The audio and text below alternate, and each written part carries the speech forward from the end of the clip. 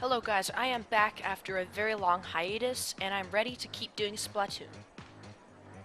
So, without further ado, let's enter the pipe, or teapot thing of game. It's time to do story mode. So in the last episode, what we did is completed the entire first sector of the game, or world, or little platform thingy, which was pretty awesome. The boss was cool. It was a box.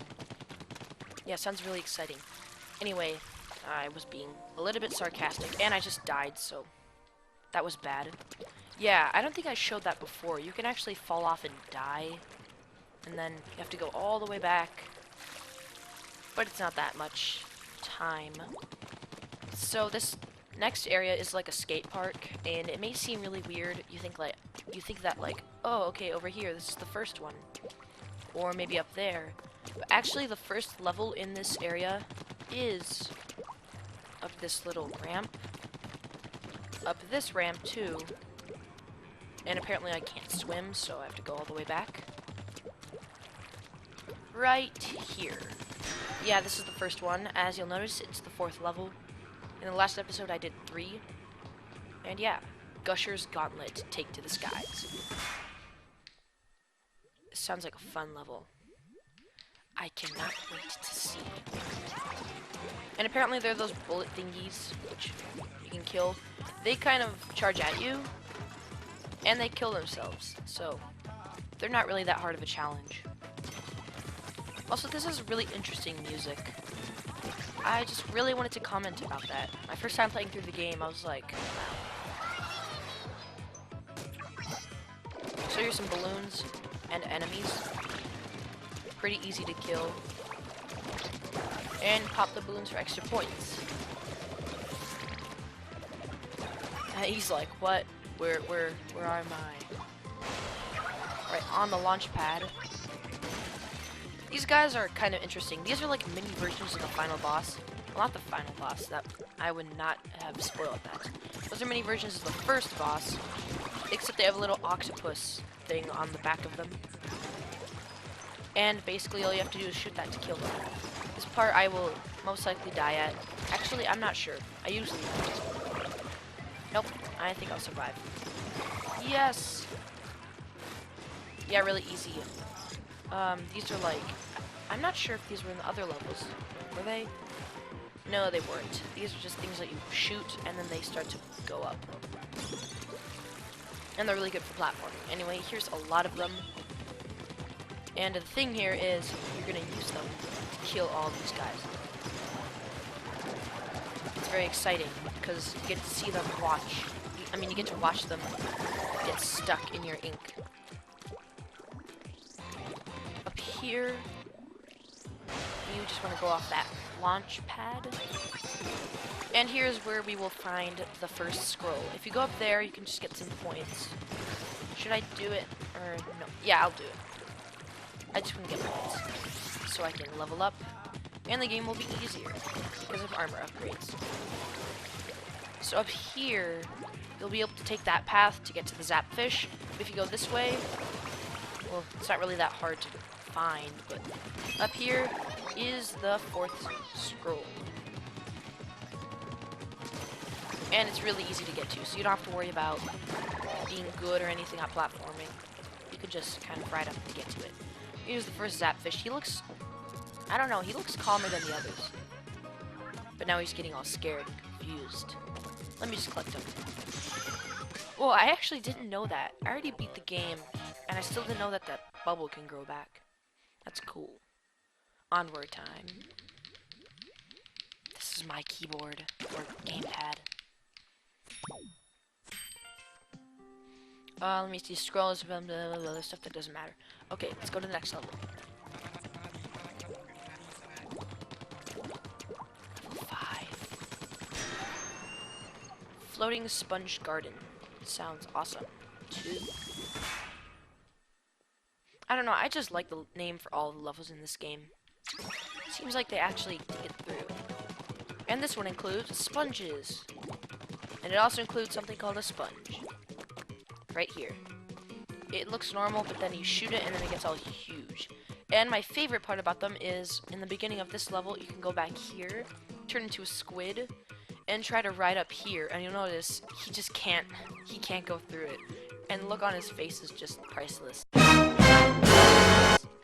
I just like doing that. I have no idea why.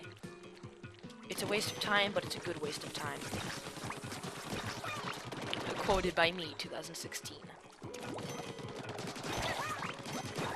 Alright, I'm gonna kill him, and him. Get the checkpoints, and up we go. And as you can guess, the idea with these things is they're used for platforming, which is really nice. Because it's just something new to the table. But if an enemy, like, I couldn't show you there because I accidentally killed it already. If an enemy shoots at your sponge, it'll start to decrease in size until it's just regular. And it becomes a problem when you're platforming. And then they start to shoot at it and you fall. But yeah, as long as you fight back, you'll be good. Here's some more of these things. You'll see them later on in the game. More sponge platforming. And yeah, this is pretty cool. The design looks nice. Anyway, across here, we will find more of these. They should make, like, I don't know if you know about this. There's something called Sonic Spinball. Oh, I just died. Anyway, there's something called Sonic Spinball, which is basically pinball with Sonic spinning. They should make, like, a version of that using these guys. It'd be cool. Right, I don't know why I failed there. I guess I just wasn't paying attention. Alright. I don't know why I always do that. I'm just so used to doing it in Turf Wars. I just always want to cover our area first, because that counts for turf points. And that's cool. Alright, the next scroll is actually right here. And if you inflate, it's like you have to drop down there, but if you inflate the sponge and you feel like you have to start over, you actually don't have to worry, because you can just let these guys shoot here, and it will shrink, and you can just get the scroll, which is easy.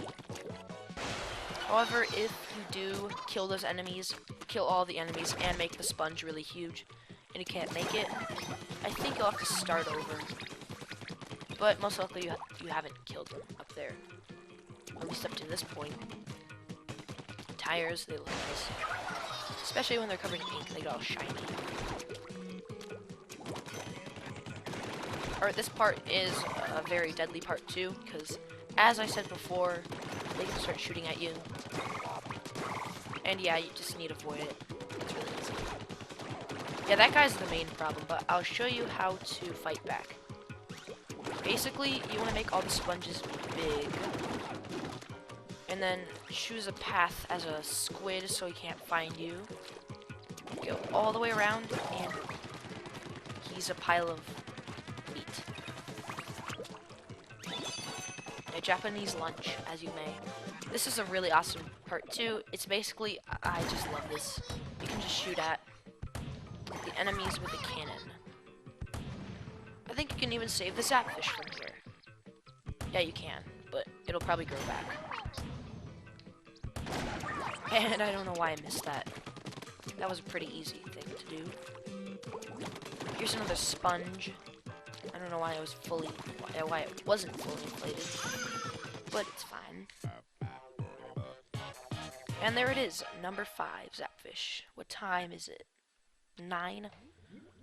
I checked it when exactly 9 minutes.